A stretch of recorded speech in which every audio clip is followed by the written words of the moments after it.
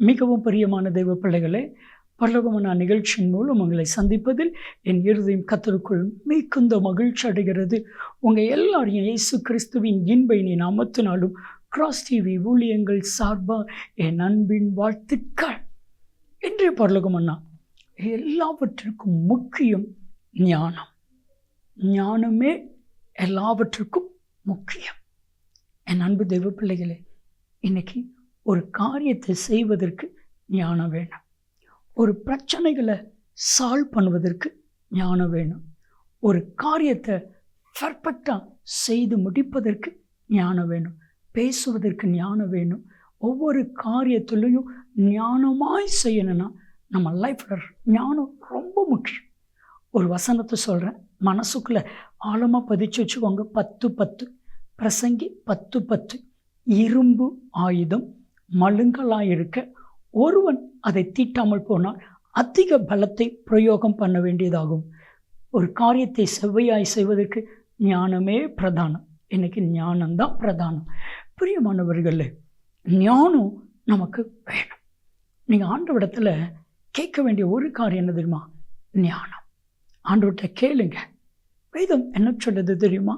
யாக்கோபு 1:5 உங்களில் ஒருவன் ஞானத்தில் குறை உள்ளவனாய் இருந்தால் ஒருவரையும் கடிந்து கொள்ளாதவரும் சம்பூர்ணமாய் கொடுக்கிற தேவனிடத்தில் கேட்க கடவர். கர்த்தர் அவனுக்கு பரிபூர்ண ஞானத்தை கொடுப்பார். யாக்கோபு 1:5 பொய் சொல்லுமா? பொய் சொல்லுமா? சொல்லவே சொல்லாது. சொல்லவே சொல்லாது. ஒரு சகோதரர் தொழில் செய்துக்கிட்டே இருக்கிறாரு. தொழில் முன்னேற்றமே இல்லை. நிறைய பிஸ்னஸை செய்ய ஆரம்பிக்கிறாரு. முன்னேற்றமே இல்லை. பணம் விரயமாகிட்டே இருக்குது.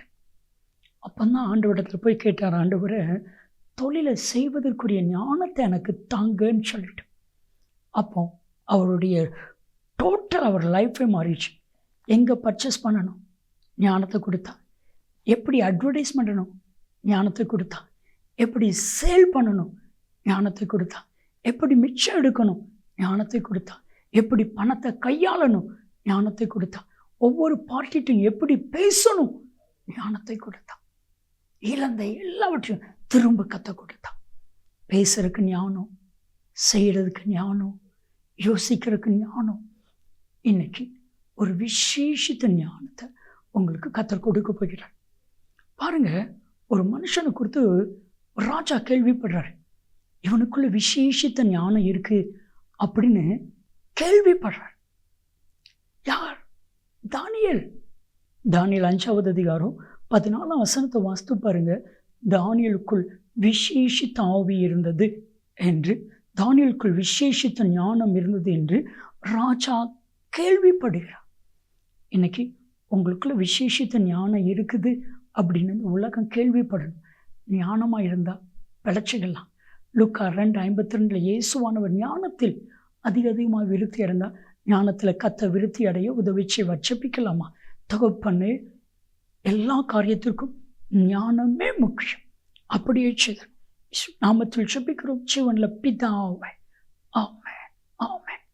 எல்லா காரியத்துக்கும் ஞானம் முக்கியம். ஞானத்தில் கத்த விருத்தி அடைய பண்ணுவா. நன்மையும் கிருபையும் ஆசீர்வாதங்களும் நிச்சயமாக உங்களை தொடரும்.